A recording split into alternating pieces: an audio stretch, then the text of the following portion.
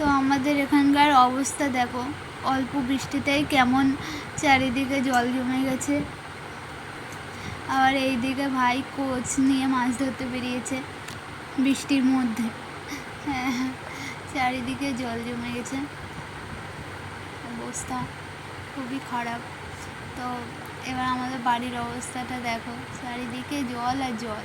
আমার তো পুরো একদম পা অনেকটাই জল জমে গেছে।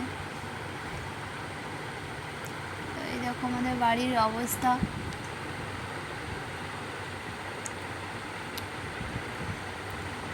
আর দিদি জিজ্ঞাসা করছে কি ভাই কি মাছ ধরলো।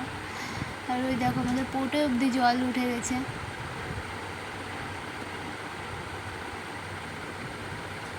ভাই এবার একটা মাছও ধরেছে, হ্যাঁ, ওই কোচ দিয়ে। এই যে তোমাদেরকে দেখায় আমার ভাই কত বড় মাছ ধরেছে, একটা মরলা মাছ ধরেছে।